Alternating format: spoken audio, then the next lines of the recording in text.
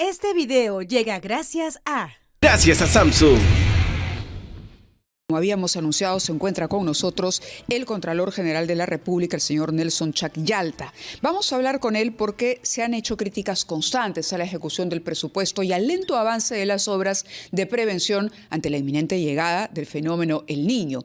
Se ha cuestionado la poca ejecución de los presupuestos destinados y él viene precisamente luego de haber hecho una visita al norte de nuestro país, a Piura concretamente, con información reciente sobre esos avances. Contralor, bienvenido. Muchas gracias por estar con nosotros. Muchas gracias a ti, Mávila, y a Fernando por la invitación. Buenos días con todos. ¿Vamos a poder enfrentar el fenómeno del Niño de acuerdo al avance que se tiene en este momento? ¿Estamos en esa capacidad o usted cree que va a ser otro proyecto fallido con otra consecuencia lamentable? Otro fenómeno del Niño para el que llegamos tarde, mal y nunca.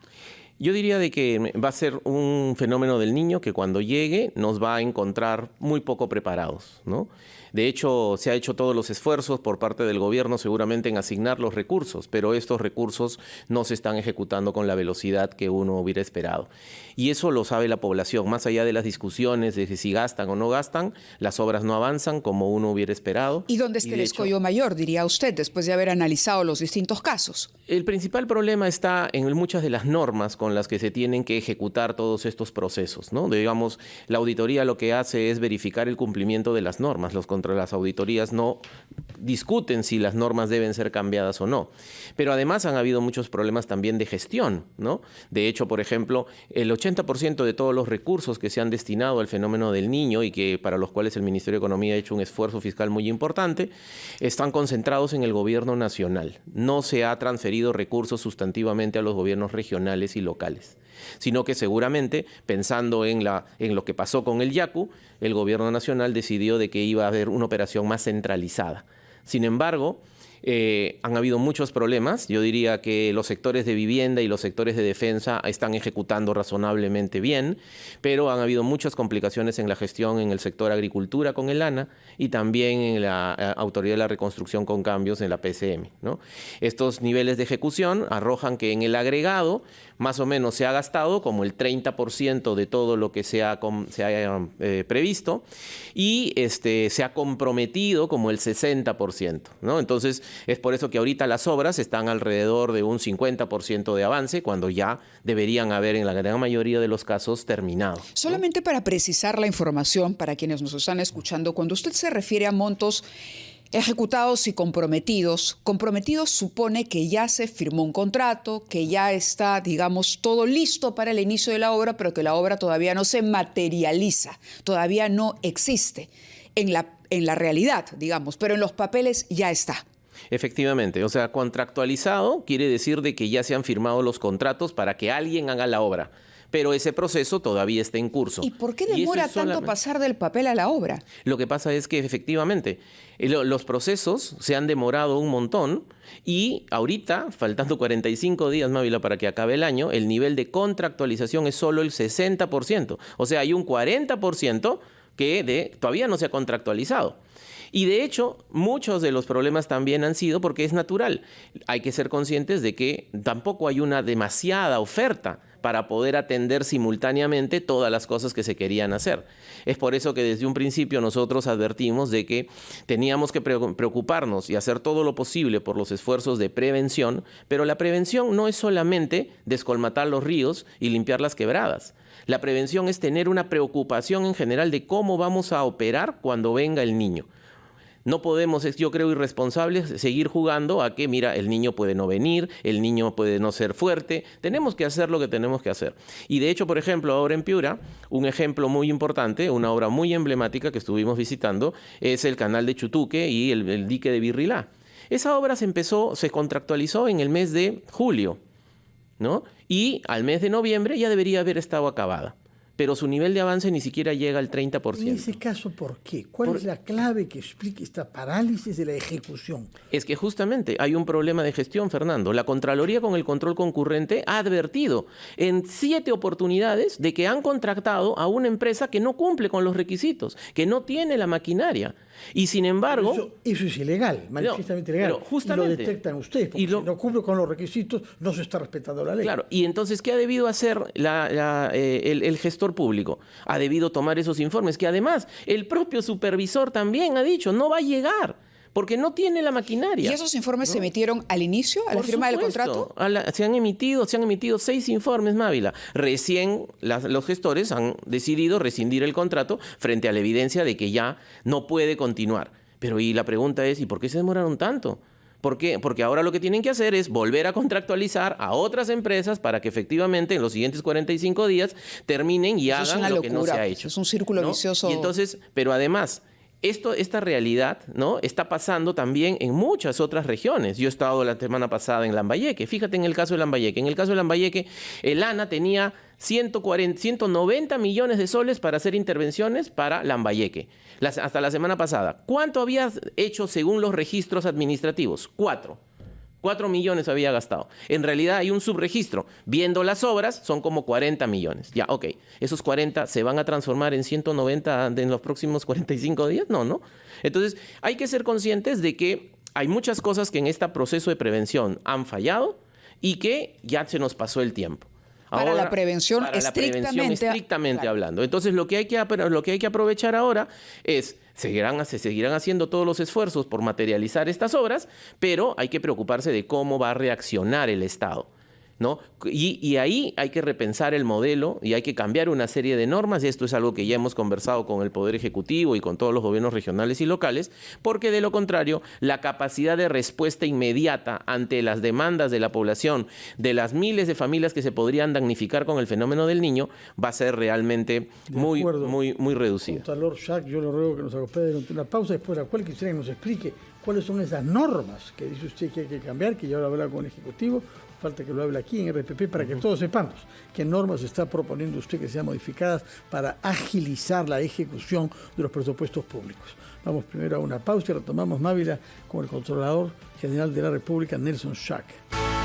Estamos conversando con el Contralor General de la República, el señor Nelson Schack, que antes de la pausa nos dijo que habían normas que debían ser cambiadas para siempre y otras adaptadas a situaciones de emergencia, porque parte de las dificultades para ejecutar los presupuestos que existen es que hay normas que no se adaptan a la necesidad de actuar rápidamente. Pónganos ejemplos y díganos cuáles son esas normas que usted preconiza sean cambiadas. Sí, efectivamente, ¿no? El modelo de operación estatal supone de que estamos en un Estado descentralizado, unitario, descentralizado, y que cada uno tiene sus competencias. Pero hay mucha falta de capacidad en las distintas áreas del Estado. No solamente en los gobiernos regionales y locales, sino también en algunas áreas del gobierno nacional. Por ejemplo, se le ha dado un montón de recursos a agricultura y se han asignado al ANA. Pero el ANA, históricamente, como yo digo, es una autoridad nacional del agua, y como yo digo, ellos piensan, y piensan muy bien, pero no hacen, no están acostumbrados a hacer. Nunca han ejecutado plata. Entonces, darle los recursos al ANA, ¿no?, supondría haber creado una capacidad de infraestructura, una infraestructura burocrática capaz de ejecutar. Es ahora, emprendedor. Con los préstamos con garantía hipotecaria de Rebaja Tus Cuentas. Consigue el éxito en esta campaña navideña. Asegura tus ventas. Pero eso lleva su tiempo, ¿no? Y entonces, obviamente, parte de estos problemas ha sido esencialmente el trabajo del ANA, cuyo nivel de ejecución es uno de los más bajos en todas las regiones. Pero además, sí, lo escucho. Pero además, ya entrando a los temas más operativos, porque el problema, dicen que el diablo está en los detalles, ¿no? Entonces el problema se va a dar en la operación. Se presentan las demandas de la ciudadanía que está damnificada y el proceso administrativo no se va a activar y no se va a poder atender con la celeridad. ¿Por qué? Porque no hay EDAN. ¿Qué es EDAN? Es una ficha. Es una ficha de evaluación de daños y necesidades, que ya debería estar totalmente casi prehecha. Saber quiénes en cada una de las cuencas, todos deberían estar censados, empadronados, porque en ese momento que viene el huaico o que viene la inundación, que el Estado recién se pone las pilas, digamos, y va a preguntarle, a ver, ¿quién eres? ¿Qué necesidades tienes? A ver, si lo entendemos bien, a estas alturas, digamos, del año y con el fenómeno del Niño a la vuelta de la esquina, ya no podemos, desgraciadamente, pensar en hacer la gran revolución de prevención a largo plazo.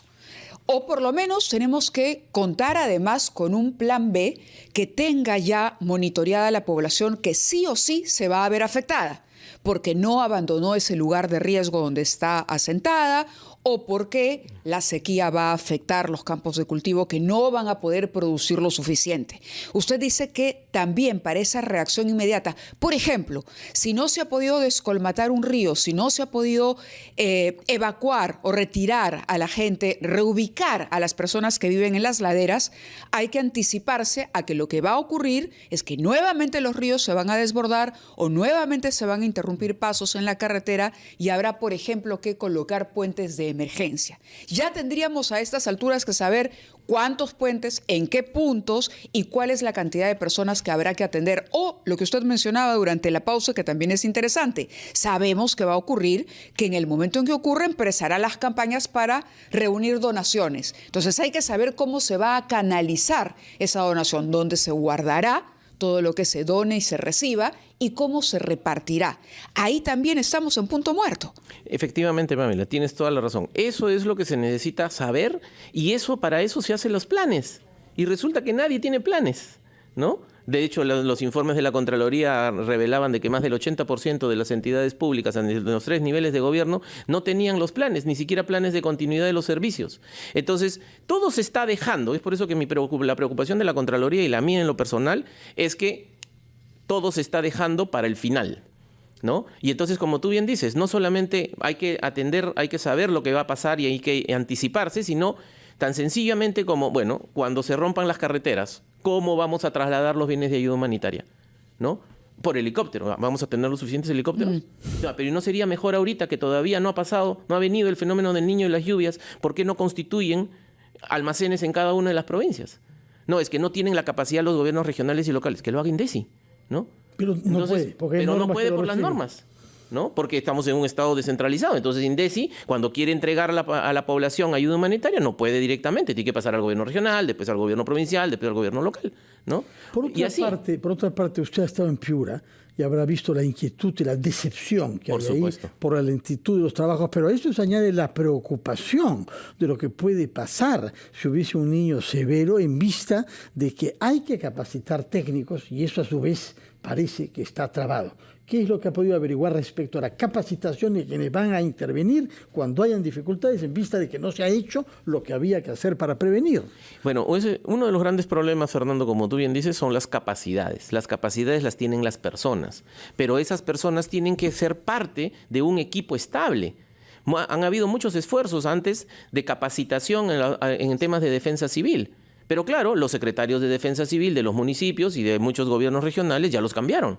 Entonces es como ir empezando nuevamente y esa es la gran desgracia, digamos, que tenemos en nuestro país, que es que no tenemos una cultura de prevención. Uno no hace estas cosas cuando tiene el niño encima. Uno hace estas cosas precisamente, uno previene cuando no hay niño, ¿no? Pero desgraciadamente a la clase política en general y a la administración también le preocupan muy poco los temas de prevención a mediano plazo. Entonces ahora lo que tenemos que hacer es, siendo conscientes de esa realidad, tomar todas las medidas necesarias para prever cómo se va a atender a las miles de familias damnificadas que se podrían generar producto del fenómeno del Contralor, niño. ¿cuánto tiempo lleva usted en la Contraloría? Ya tenemos como más de 6 años, Mávila. Ya 6 nuestro años. periodo termina el próximo año. En estos años usted podría decir, y me imagino que estamos arribando a esa conclusión, que se ha, deteriorado la calidad del recurso humano en la gestión pública. Sin duda alguna, Mávila, sin duda alguna. El impacto que ha tenido el gobierno, por ejemplo, de Pedro Castillo, ha sido evidente para todos. Y nefasto. Correcto. ¿En qué punto estamos hoy y por qué no se puede reconstruir todavía si es que en algún momento tuvimos un aparato estatal con gestores capacitados para responder a todas las necesidades que hoy por hoy estamos planteando durante esta discusión? De hecho, en la práctica, antes, el Estado peruano de alguna u otra manera había resuelto, en parte aunque sea, un problema fundamental, que es cómo captar y retener personal calificado en el Estado. Eso ahora se ha perdido. Esencialmente, durante el gobierno del expresidente Castillo ha habido un deterioro enorme en la institucionalidad y en la calidad de la burocracia, ¿no? Y eso demora en poderse resolver. ¿Por qué demora? Ustedes creo que han contratado a 2.000 auditores en los últimos tiempos con concursos meritocráticos. ¿Por qué lo que hacen ustedes no lo pueden hacer otras entidades públicas? Bueno, porque no es tan sencillo, porque digamos la Contraloría es una organización, digamos que todo el mundo respeta y efectivamente estamos terminando un gran proceso de reforma, Fernando.